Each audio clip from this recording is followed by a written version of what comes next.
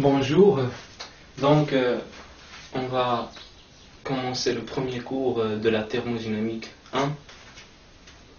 Donc pourquoi j'ai appelé thermodynamique 1? Parce que on va d'abord étudier une partie de la thermodynamique qu'on a appelée thermodynamique 1. Après on va étudier une autre partie plus développée de la thermodynamique qui sera appelée thermodynamique 2.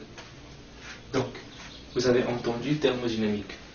Peut-être c'est la première fois, peut-être que vous avez déjà entendu ce mot, mais vous ne comprenez pas ce que c'est. Donc, 1. La thermodynamique, c'est quoi? Il suffit d'entendre un petit peu, d'écouter un petit peu le mot thermodynamique. Qu'est-ce que vous pouvez distinguer? Une oreille va sûrement distinguer thermo, une autre dynamique. Donc, thermodynamique. La thermodynamique, ce qu'il faut savoir, c'est une branche de la physique. En fait, c'est une science, c'est une branche de la physique, ça fait partie de la physique. Cette science étudie quoi?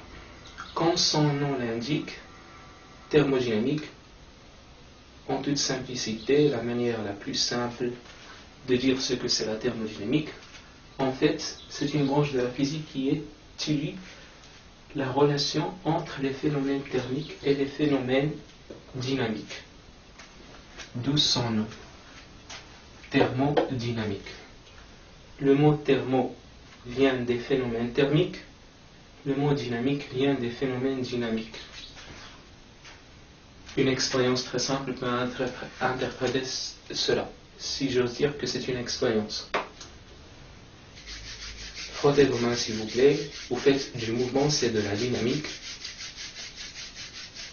Et qu'est-ce qu'on sent? On sent de la chaleur. N'est-ce pas? Plus vite. Le mouvement, chaleur. Mouvement, phénomène dynamique. Chaleur, phénomène thermique. Voilà bien une relation entre cela. On veut bien étudier ça. C'est pour, par exemple, donc, c'est la thermodynamique.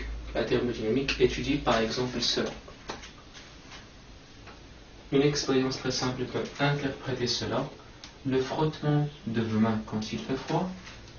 Quand il fait froid, intuitivement, vous pouvez il fait froid comme ça, donc, pour avoir un peu chaud, donc, pour avoir un peu chaud, une partie du travail que vous fournissez, quand vous faites bouger vos mains, se transforme en chaleur. Donc en gros, c'est à peu près ce que c'est la thermodynamique. Mais vraiment, pour savoir ce que c'est vraiment la thermodynamique, il faut étudier cette science.